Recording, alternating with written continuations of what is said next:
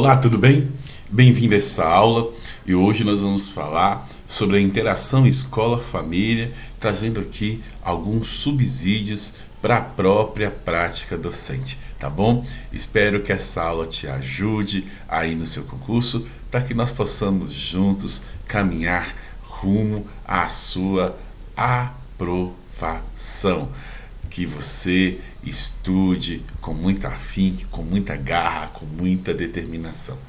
Então, primeiramente, é muito importante que nós falemos aí sobre essa interação entre família e escola. E para isso, nós vamos usar como autora a Jane Margarete Castro, né? Que é uma das autoras mais lidas, né? Uma das mais lidas nessa área. A gente tem, quando nós vamos falar sobre interação escola-família, alguns princípios que são muito importantes para que essa interação ocorra. Primeiro princípio que nós temos que ter em mente é que nós devemos primar por uma educação de qualidade. Educação de qualidade aqui não é uma benesse de Estado, mas educação de qualidade como direito fundamental para todas as pessoas. E ela tem como elementos essenciais a equidade, a relevância e a pertinência. E além desses dois elementos, eficácia, relevância e pertinência, ela tem a democracia como princípio norteador de suas ações. Educação de qualidade é constitucionalmente um direito que assiste a todas as crianças. O segundo ponto, espero que você esteja já anotando, né? Nós devemos compreender que o Estado, nos níveis federal, estadual, municipal, é o responsável primário pela educação escolar.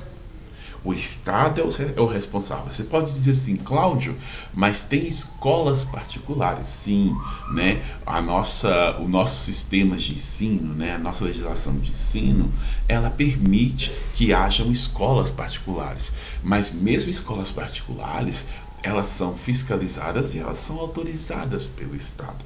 Então, temos que compreender como princípio de que o Estado ele é o responsável primário, primordial pela educação escolar.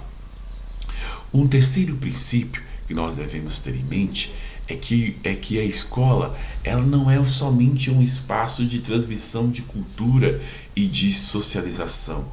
A escola é um espaço para a construção das identidades da criança, para que elas se conheçam e que elas se reconheçam a partir das suas culturas, das suas vivências e das suas relações.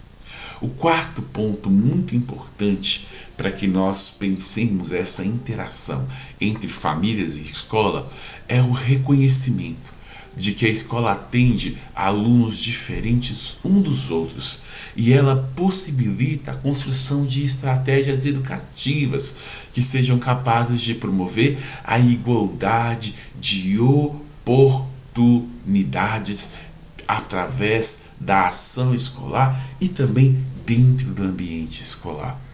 O quinto ponto que nós devemos ter em mente para pensar essa relação escola-família é que é direito das famílias ter acesso a informações que lhes permitem opinar e tomar decisões sobre a educação dos seus filhos e exercer direitos e responsabilidades no que se refere a essa educação.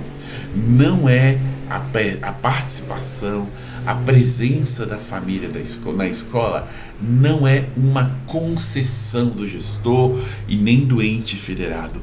Antes disso, ela é um direito. É assegurado na LDB, é assegurado no ECA a participação da família dentro da escola e a interferência, inclusive, nos processos avaliativos e na própria prática pedagógica.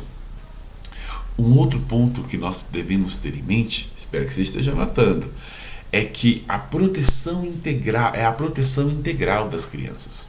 A proteção integral das crianças e adolescentes, ela extrapola as funções escolares e ela deve ser articulada por meio de ações que integram políticas públicas e intersetoriais e diria ainda interinstitucionais, e dentre dessas instituições a família, né? Para que essa proteção integral aconteça, a escola tem que se articular com diversos setores, né? O setor da saúde, o setor da segurança pública, o setor da assistência social e com diversas instituições, né? Com a igreja, com a família, né? Com as ONGs, por exemplo, né? Para que essa proteção integral aconteça. E por último, é importante dizer que o sistema de educação por meio das escolas é parte indispensável da rede de proteção integral que visa assegurar outros direitos às crianças e aos adolescentes. Então, nós temos que sempre pensar que esses princípios são norteadores para que de fato nós tenhamos a família dentro da escola. E esses princípios caem muito no seu concurso. É importante também aqui fazer uma reflexão sobre o próprio conceito de família, né? Minha gente, o conceito de família, nós podemos dizer sem medo que é um dos conceitos que mais evoluíram através dos tempos, e diria mais ainda, né? Pouquíssimos conceitos evoluíram através dos tempos como o conceito de família. A estrutura familiar atual, centrada na afeição e na intensificação das relações entre pais e filhos, na privacidade das suas casas, ela é uma invenção relativamente recente.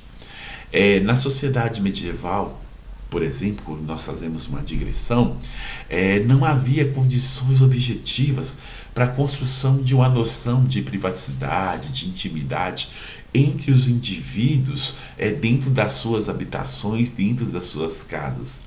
Naquele tempo, as famílias eram grandes agrupamentos e eram compostas não apenas por parentes sanguíneos, mas também por servidores, por protegidos, pelo que hoje a gente chamaria de agregados. A passagem dessa família medieval para a família moderna, ela implicou uma lenta e insidiosa construção de um novo sentimento, de um novo sentido de família. Então, simultaneamente ao fortalecimento da escola, a casa da família, ela foi perdendo seu caráter de espaço social aberto para se tornar um espaço mais fechado, onde se prima pela privacidade e onde, né, o critério da consanguinidade passou a ser passou a ser uma condição para a inserção do sujeito naquele espaço.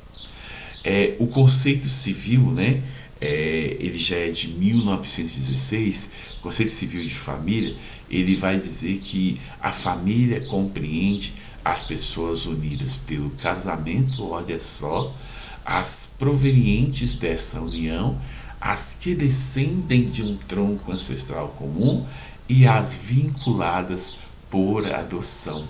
Então, a partir de 1996, né, nós vamos ter esse conceito de família, né?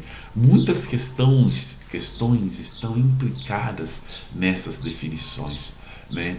Como, por exemplo, o espaço, o tempo compartilhados, a formação, a manutenção dos laços, a hereditariedade, a adoção, a legitimação, a transmissão de legados e por aí vai. Tudo isso regido por leis que organizam as relações e situam os indivíduos dentro de uma lógica de linhagem, dentro de uma lógica de, digamos assim, de herança. Mas daí nós vamos ter, ainda na modernidade, duas questões que nós precisamos de considerar para que nós pensemos a família. Nós vamos ter a família pensada e nós vamos ter a família vivida. O que é a família pensada? Szymanski, 1995, ele vai dizer que é o modelo de família ideal, né, oferecido por nossa sociedade, pensada porque permanece subjacente ao projeto de construção de uma família. Apresenta-se como um parâmetro para avaliação e promete constituir-se em passaporte para a felicidade. Então, a família pensada é isso que nós chamamos também de família idealizada ou família ideal. É aquela família que a gente tem em mente, a gente fala assim: ah, mas a estrutura de família daquele menino é toda errada. Porque a gente está confrontando aquilo que ele vivencia como família com aquilo que nós idealizamos. A grande problemática da família pensada é que ela é pensada como única estrutura de família capaz de levar o sujeito à felicidade ou de construir um sujeito coerente, né, para a ação social. E o que não acontece, o que quase nunca acontece. Por outro lado, nós vamos ter a família vivida. A família vivida é um grupo de pessoas que convivem, reconhecendo-se como família, propondo-se a ter em si uma ligação afetiva, duradoura, incluindo o compromisso de uma relação de cuidado contínuo entre os adultos e deles com as suas crianças, jovens e idosos. Então, a família vivida é quando eu considero a família do sujeito como fato social, né? Eu não pressuponho que ele deva estar em uma estrutura ideal de família. Eu simplesmente acordo, compreendo aquela estrutura e penso aquela estrutura não a partir de um ideário ou de confronto com o imaginário de família que eu possuo, mas a partir, né, mas eu considero aquela estrutura como ela é, né, como ela se apresenta, como ela é vivida naquele espaço social. Então isso é o que nós chamamos de família vivida. Não é bacana pensar sobre isso? Dando agora mais um passinho, é importante que nós ressaltemos que não existe uma família ideal ou um modelo pré-determinado de família. Na verdade, nunca existiu, né? Estes modelos de família ideal, eles são modelos fantasiosos, é a fantasia do capital. E a aplicabilidade dele, ao contrário de que nós pensemos, nunca foi hegemônica, né? Sempre foi hegemônica a ideia, mas a vivência desse modelo de família nunca foi hegemônica, porque as famílias, elas sempre se articularam, sempre se estruturaram de diferentes maneiras, né? O que existem de fato são as famílias reais. Independentemente das suas configurações, a família continua sendo a instituição social responsável pelos cuidados, pela proteção, pelo afeto, pela educação das crianças pequenas. Ou seja, ela é o primeiro e mais importante canal de iniciação dos afetos, da socialização das relações e o primeiro canal também de realização das afetividades, né? E de transmissão dos conhecimentos. Por isso, né, a diversidade estrutural ela é comum em todas as famílias inclusive nas próprias famílias monoparentais, né? Hoje em dia, nas próprias famílias padrões. E hoje em dia há uma miríade de estruturas familiares. Nós vamos ter as famílias monoparentais, por exemplo, famílias formadas por um pai e os filhos, ou por uma mãe. O mais comum é ser uma mãe e os filhos e filhas, né? Nós vamos ter as famílias homoparentais, famílias formadas por duas mães, por dois pais, ou duas mães, dois pais e filhos, ou duas mães, dois pais e um filho, né? Nós vamos ter as chamadas famílias ampliadas, né? Onde nessas famílias convivem, além de mãe, pais e filhos, mas convivem as tias, convivem primos, convivem avós, convivem avós, ou às vezes as famílias formadas pelos próprios avós e os seus netos. Então, é até uma violência ficar nomeando tipos de estruturas de família, porque as famílias, elas têm uma diversidade estrutural muito grande. E nós devemos pensar as famílias não a partir do confronto com um ideário de família, mas devemos compensar sempre as famílias considerando a sua funcionalidade, ou seja, aquela estrutura de família, aquele tipo de familiar, o quão ele é capaz de produzir adultos equilibrados e adultos capazes, né, de conviver e de cooperar no desenvolvimento da nossa sociedade. Desta maneira, nós vamos ter uma base legal também, né, para pensar a família, e que é importante que você anote. No que se refere à base legal, nós vamos ter a Constituição Federal, lá no artigo 205, né? Ela vai falar que a Constituição é um direito de todos e vai colocar o Estado, não está colocado dessa maneira, né, de forma aleatória, não. O primeiro responsável pela educação é o Estado e, em segundo lugar, a família, né?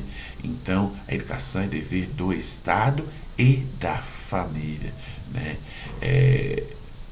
Em primeiro lugar. E depois, claro, esses dois, eles devem contribuir para que a sociedade, né, colabore e incentive a educação.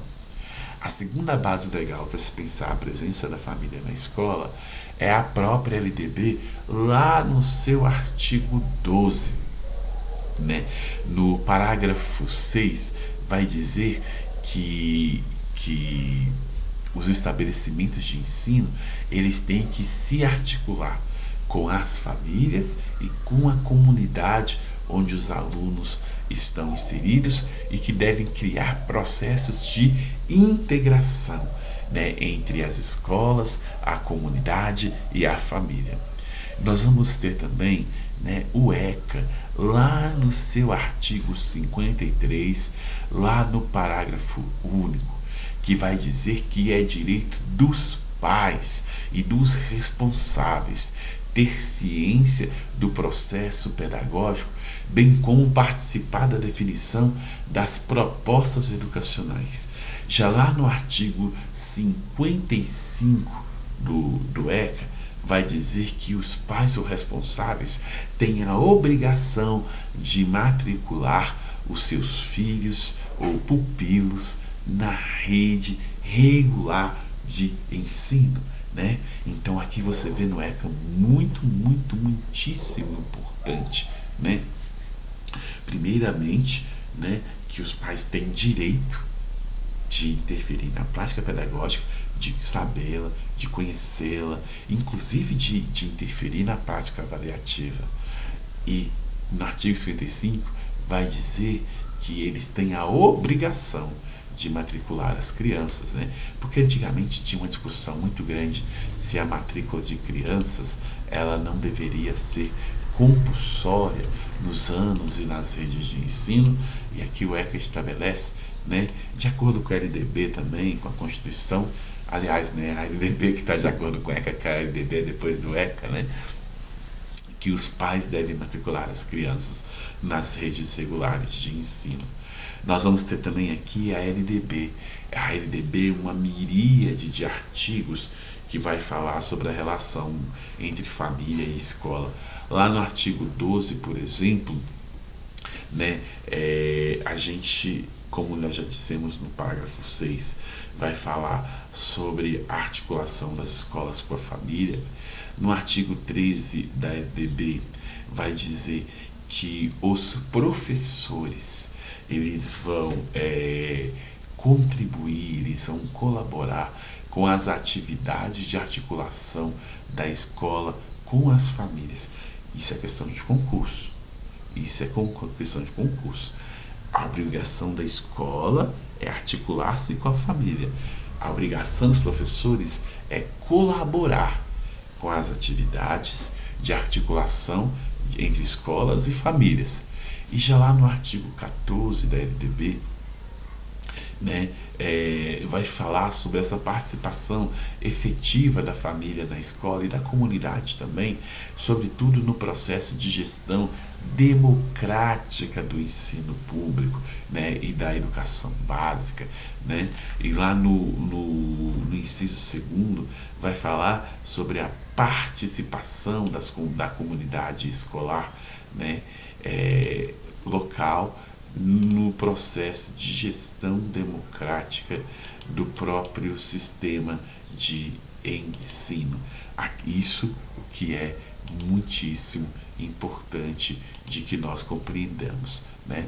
A escola, né, os professores, eles têm diferentes papéis no que se refere à articulação entre a própria escola e a família. Ainda continuando nesse caminho das bases legais, nós vamos falar aqui sobre a resolução número 5, de 17 de dezembro de 2009, lá no seu artigo 7º, olha o que ela vai dizer. A proposta pedagógica da instituição de ensino de educação infantil deve garantir que elas cumpram plenamente sua função sociopolítica e pedagógica. Isso aí é no que se refere à família, assumindo a responsabilidade de compartilhar e complementar a educação e o cuidado das crianças com as famílias. Então, vejam bem, a legislação apontando para a articulação entre escola e família. Nós vamos ter o artigo 8, né, da nossa LDB, né, aí vai dizer: a proposta pedagógica das instituições de educação infantil deve ter como objetivo garantir à criança o acesso a processos de apropriação, renovação e articulação de conhecimentos e aprendizagens de diferentes linguagens, bem como o direito à proteção, à saúde, à liberdade, à confiança, ao respeito, à dignidade, à brincadeira, à convivência entre as crianças. Lá no parágrafo 1º vai dizer o seguinte: na efetivação desse objetivo, as propostas pedagógicas das instituições de educação infantil deverão prever condições para o trabalho efetivo e para a organização de materiais, espaços e tempos que assegurem, lá no parágrafo, no inciso 3, a participação, o diálogo, a escuta cotidiana das famílias, o respeito à valorização de suas famílias, de suas formas de organização. Então, desculpa, né, isso aqui é da resolução 3, da resolução 5, né, vai dizer que a escola tem que articular sua proposta pedagógica para acolher a família e suas estruturas de organização. Então, uma escola que privilegie apenas uma estrutura de família, essa escola está incorrendo em ilegalidade. A escola, ela deve garantir no seu bojo que sejam valorizadas e representadas todas as estruturas de família. Nós vamos ter a resolução 7 de 14 de dezembro de 2010.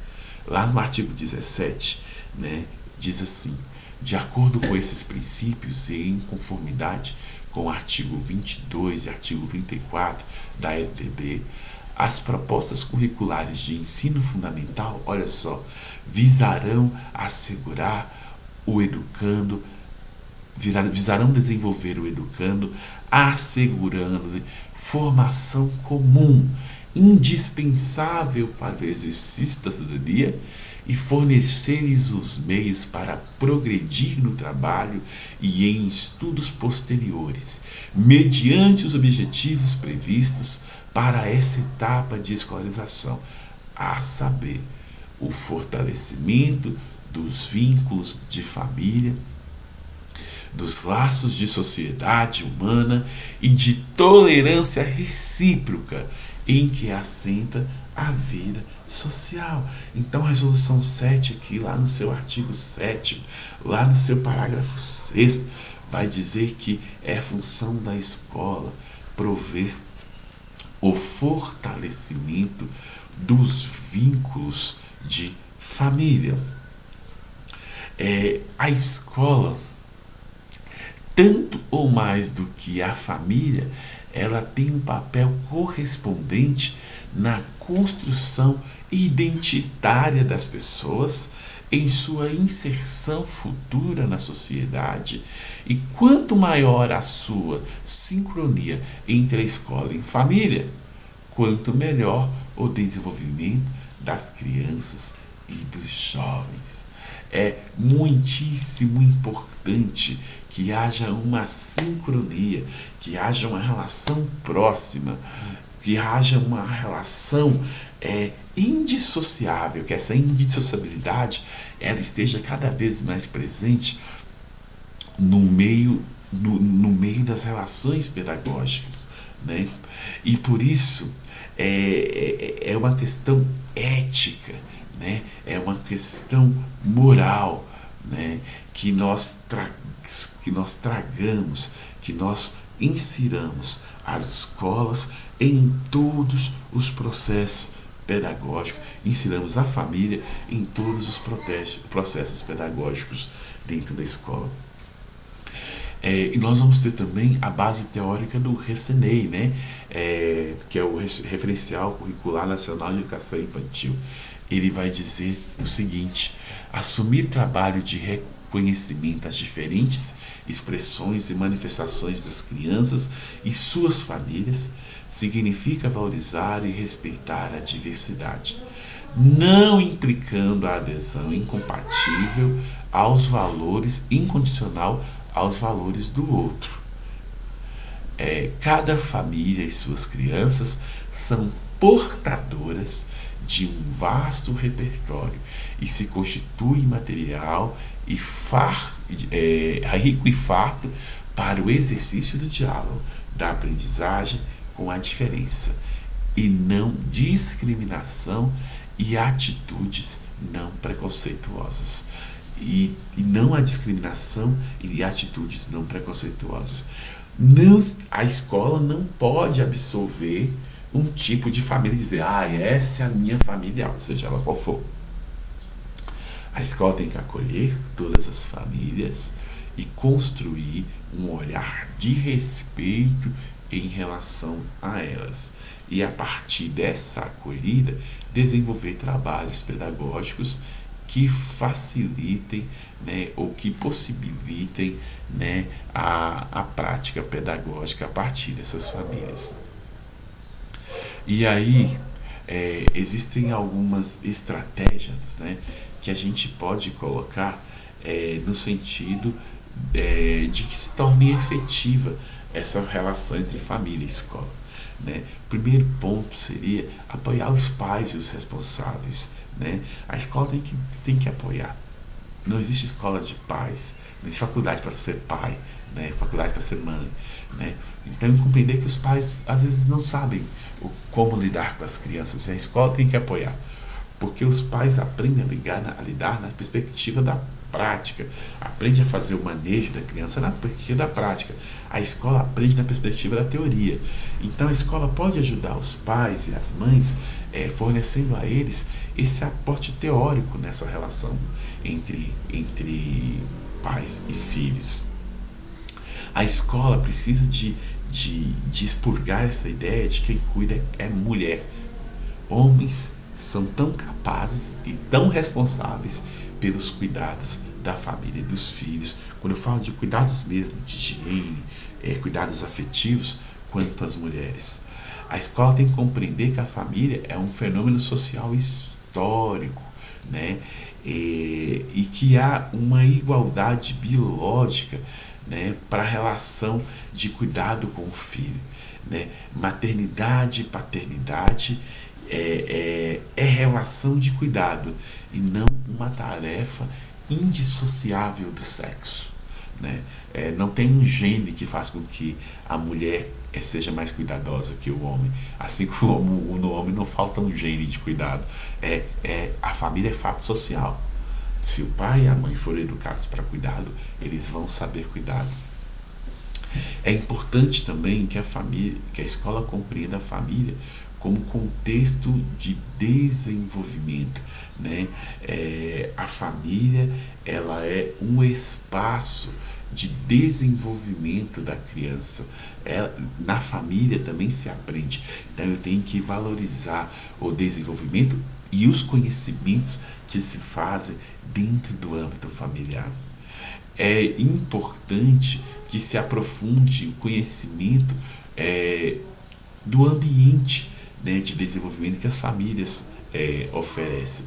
E conhecendo, por que não dizer, a escola pode intervir fazendo algumas sugestões, algumas ponderações, algumas adaptações em relação a esse ambiente. É bom que a escola também conheça os aspectos socioeconômicos das famílias, né? Sobretudo para que a escola possa intervir quando essas famílias estiverem em privação, né? Em privação de alimentos, em privação econômica e por aí, de segurança e por aí vai. É importante, né, que a escola ela compreenda, né, essas diferentes práticas educativas que são desenvolvidas dentro do próprio ambiente familiar. E compreendendo essas diferentes práticas educativas, certamente a escola poderá fazer uma acolhida muito mais efetiva, né, das crianças, dos alunos, dos estudantes, dentro do seu próprio ambiente escolar. É interessante, não é? Que nós pensemos sempre que a articulação entre escola e família é uma condição necessária para que nós efetivemos a prática pedagógica, né? É muito ruim que nós fiquemos classificando as famílias e dizendo, essa família não tem estrutura, essa família blá blá blá. Toda família tem uma estrutura, não existe a família desestruturada. Acontece que existem famílias com uma estrutura mais funcional ou menos funcional, né? Mas toda família tem uma estrutura. E claro, naquela família na qual a estrutura não colabora para o desenvolvimento integral da criança, né, a escola pode fazer intervenções diversas ou a escola pode acionar outras instituições e desenvolver ações intersetoriais com outras instituições do poder público no sentido de melhorar, no sentido de reduzir, né, as limitações impostas pela estrutura familiar ao próprio desenvolvimento da criança, ao próprio desenvolvimento do estudante. Ok? Espero que você tenha gostado. Aquele abraço.